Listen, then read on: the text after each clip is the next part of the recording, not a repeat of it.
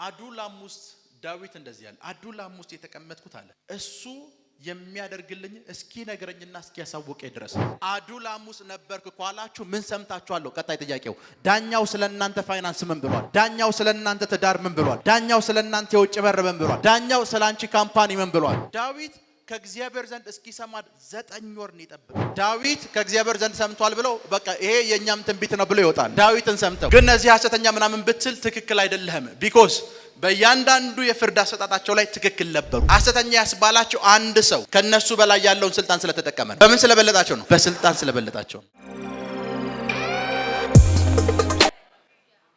ብዙ ጊዜ የኛ ትልቁ ችግር ምን እንደው ታውቃላችሁ?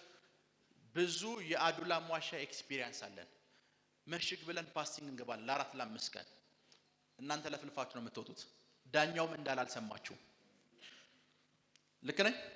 አስቡት፣ ፍርድ ቤት ውስጥ ገባችሁ፣ ፊታችሁን አሳያችሁ፣ እንዴት ናችሁ? ሰላም ናችሁ? ሁሉ ሰላም ነው፣ ጌታ ኢየሱስ ይባርካችሁ ብሎ ዳኛውን ሳሰሙ ስትወጡ ምን እንደተፈረደ እንኳን አታውቁም።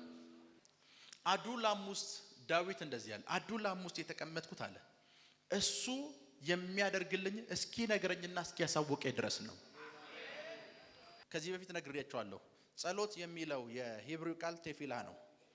የሂብሩ ቃሎች የምስል አገላለጽም አላቸው። ቃል ብቻ አይደሉም። ቴፊላ የሚለውን ቃል በምስል ስትገልጹት የጆሮ ምስል ያለው የአፍ ምስል አይደለም። ብዙዎቻችሁ ጸሎት የሚላችሁ እናንተ ስለፈልፉ ነው። ጸሎት ማለት እናንተ ስትሰሙ ነው።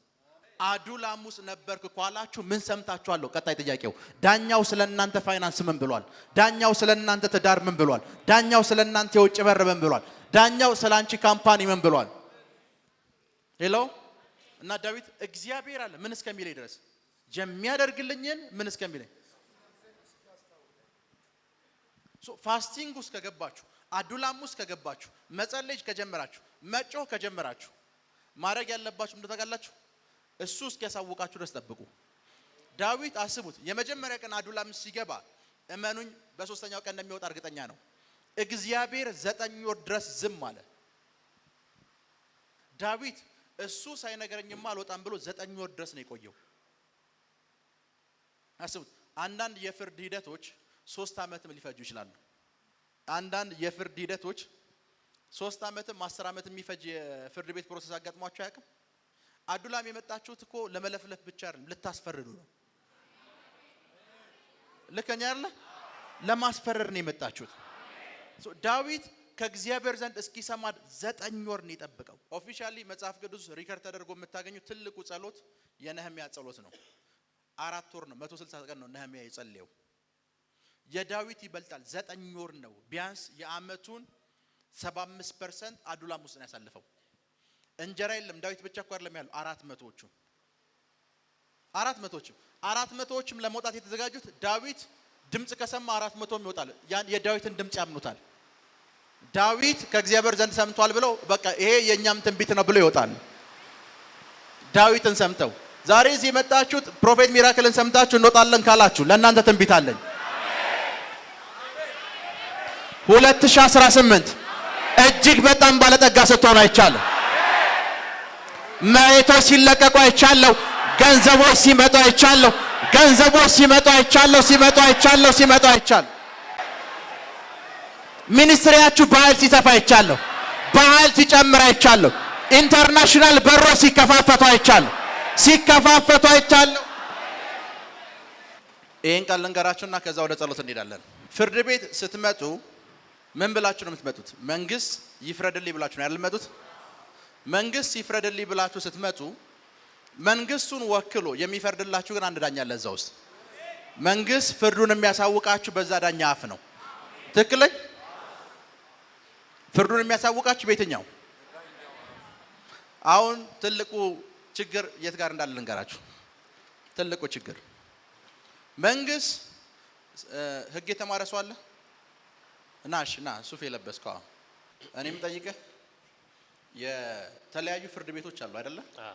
የመጀመሪያው ከስር ያለው ፍርድ ቤት ምን ነው የሚባለው? የወረዳ ፍርድ ቤት።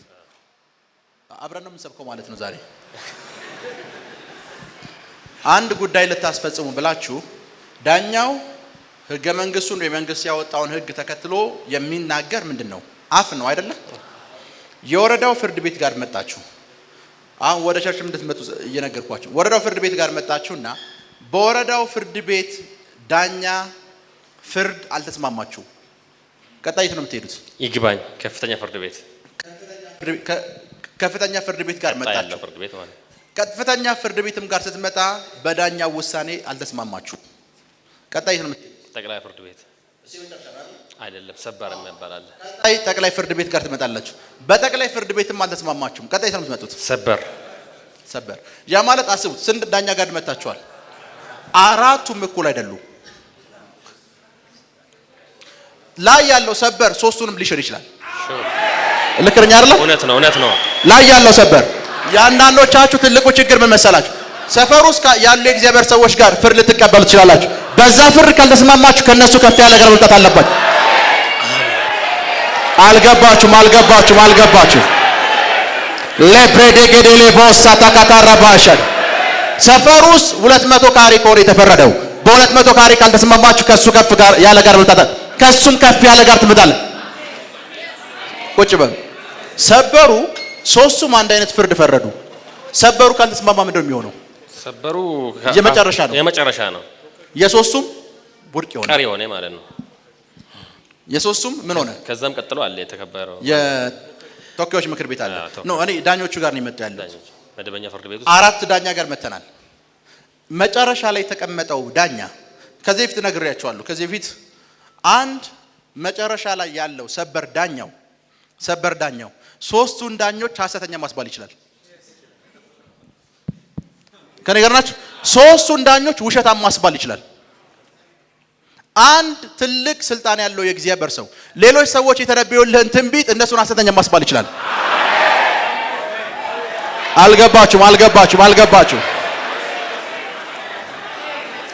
አልገባችሁም? ቁጭ በሉ። ሰበሩ እሱ ፍርዱ ከሶስቱም ተቃራኒ ከሆነ ሶስቱ ዋሽቷል አልዋሹም? ዋሽቷል። በእናንተ አባባል ዋሽቷል። እንደ ህጉ ከሄድን ግን አልዋሹም። የተቀመጠውን የተናገሩት ያ ሰውዬ በስልጣን ስለበለጣቸው እንዲዋሹ ያደረጋቸው የሰማችሁ ነው። ያ ሰውዬ በምን ስለበለጣቸው? በስልጣን ስለበለጣቸው ምን እንዲሉ አድርጓቸዋል። ግን እነዚህ ሐሰተኛ ምናምን ብትል ትክክል አይደለህም። ቢኮዝ በእያንዳንዱ የፍርድ አሰጣጣቸው ላይ ትክክል ነበሩ። ሐሰተኛ ያስባላቸው አንድ ሰው ከነሱ በላይ ያለውን ስልጣን ስለተጠቀመ ነው። በምን ስለበለጣቸው ነው? በስልጣን ስለበለጣቸው ነው። ሜቢ እስከዛሬ የነገሩ ሰዎች ችግር የለውም እግዚአብሔር አሁን ያለበት ክፍለ ሀገር፣ ከተማ ውስጥ፣ ገጠር ውስጥ መሬት ይሰጣል ካሉ ዛሬ እየነገርኳችሁ ነው። ከኢትዮጵያ ስታልፉ አይቻለሁ። አልሰማችሁ? ከኤርትራ ምድር ስታልፉ አይቻለሁ። ኢንተርናሽናል እግሮቻችሁ ንብረት ሲኖራችሁ አይቻለሁ። ፕሮፐርቲዎች ንብረቶች ወደ እናንተ ሲመጡ አይቻለሁ። ወደ እናንተ ሲመጡ አይቻለሁ። ቁጭ በሉ። ከዚህ በፊት ነግሬያችሁ አውቃለሁ። አንድ ጊዜ ጧት መንፈስ ቅዱስ አንድ ነገር ተናገረኝ። ቀን 9 ሰዓት ሆኗል። ቸርች መጣው፣ እያገለገልኩ ነው። የፈረንሳይና አርጀንቲና ብሔራዊ ቡድን ኳስ ጨዋታ ነበራቸው እና ጧት ከቤት ስወጣ መንፈስ ቅዱስ ፈረንሳይ ያሸንፋል አለኝ። ኦኬ ወጣው። ቸርች ለተነብይ ማይኩን ሲይዘው መንፈሱ የአባቴ ፕሮፌት ኤንጅል ከፊት ለፊት የመጣ ያ ማለት እንዳትተነብይ ማለት ነው። ትንቢቱን ተውኩት። ቤት ስገባ መንፈሱ የአባቴ ምን አለ? ውጤቱን አስቀይሬዋለሁ አለ። አርጀንቲና ታሸንፋለች አለ። ያ ማለት አስቡት፣ ፈረንሳይ ያሉ ሰዎች በሙሉ ጧት ድም ሰምተዋል። ከሰዓት አንድ ሰው ቀይሮታል። ራካቶሎ ቦሳንዳራ ባሻደ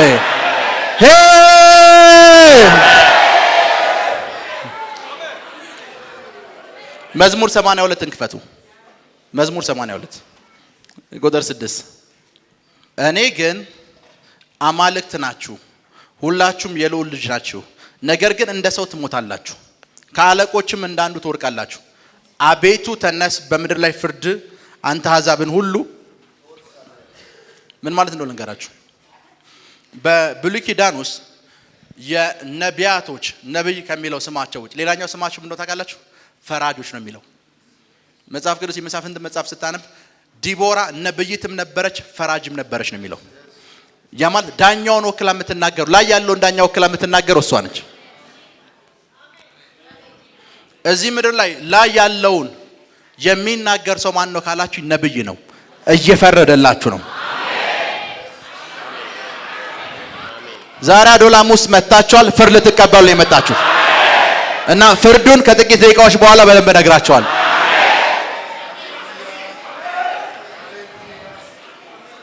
ነብይ ሌላኛው ስማቸው ምንድነው ካላችሁ ፈራጅ ማለት ነው። ለዛ ነው sometimes እዚህ መተን የተያዘብ ገንዘብ አለ አይደል እለዋለሁ። አዎ ተለቋል ስለው ምን እያደረኩ ይመስላል? ፍርድ እየሰጠው እኮ ነው። የሰማሽ ነው? ፍርድ እየሰጠን 2 ሚሊዮን ብር ሲመጣ ያለው ስል ምን እያልኩኝ ነው? ፍርድ እየሰጠው ነው። ቆይ ቴንክ ዩ ካላይና ቆይ ላሳያችሁ። ለማሚስታት ፍርድ ምን ማለት እንደሆነ ላሳያችሁ። ማሚ ትናንትና መታ ምስክርነት ሰጠኝ ነበር። ከአሜሪካ የሚደውል ሰው አለ እንትና ይደውልልሻል አልኩሽ አይደል? አዎ። ከዛስ ምንድነው ያልኩሽ? ይልካል አልኩኝ አይደል? አዎ። ምን ላከ? 2 ሚሊዮን ብር ላከ። 2 ሚሊዮን ሰውየው ስልክ እንዲደውል ብቻ እንዲልክም ጭምር ይፈረድ ነው። ስልኮቻችሁን ያዙ። ለሰላምታ እንዳይደወልላችሁ ጸልያለሁ። አሜን አሜን። ለሰላምታ እንዳይደወል ጸልያለሁ። አሜን። ገንዘብ የያዙ ስልኮች፣ የእናንተን ፋይናንስ የያዙ ስልኮች፣ ልልክልን አካውንት ላክ የሚሉ ስልኮች አሁን ወደ እናንተ እንዲደወል አዘን። ቁጭ በሉ። ምንድነው የሆነው? እንትና የሚባል ሰው አሜሪካ ያለ ሰው እሱ ይልካል። 2 ሚሊዮን ብር ላከ። ሲጨምር አይቻለሁ።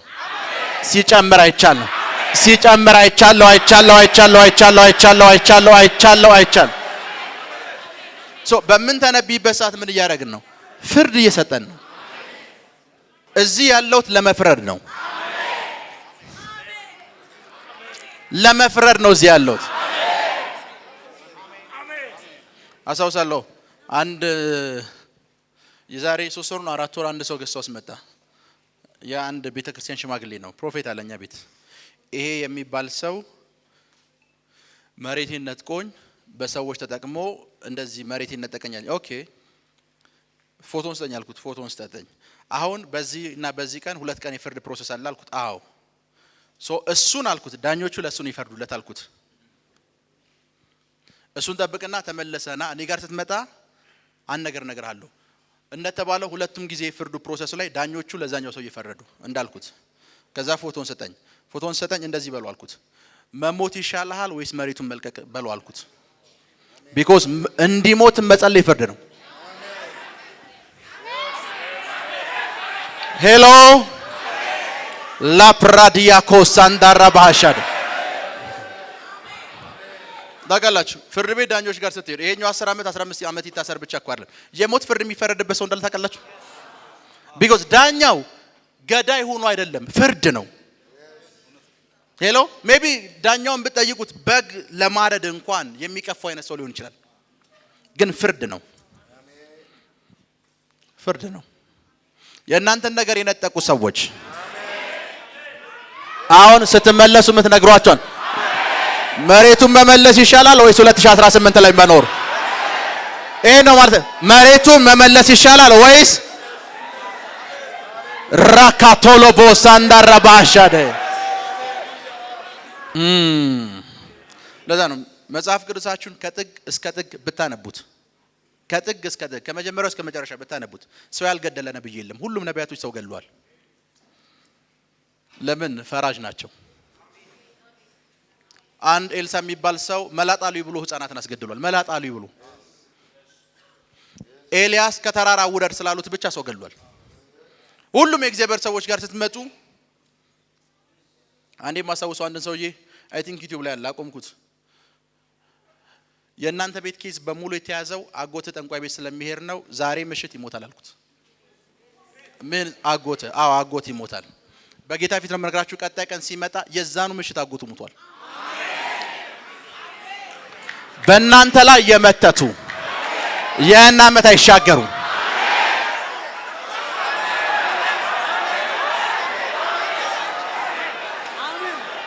ድምጻቸው አይሰማም። በእናንተ ላይ የመተቱ ይህን ዓመት አይሻገሩም። በእናንተ ላይ ያስጠነቆሉ ይህን ዓመት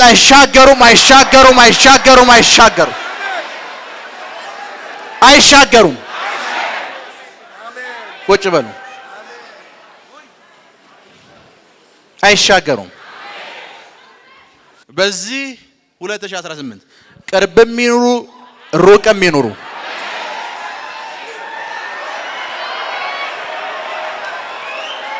አጠገባችሁ የሚሆኑ የትኛውም ስፍራ ላይ ይሁኑ በእናንተ ላይ የደገሙ ያስጠነቆሉ የተባበሩ በሙሉ እንዳይሻገሩ ጸልያለሁ።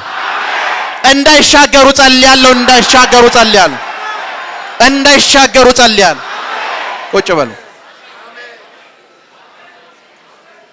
ተሳክቶልሃል። 4 ሚሊዮን ብር ሲመጣ ይቻላል።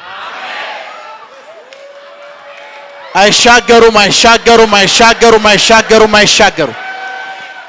ስለተከታተላችሁን እናመሰግናለን።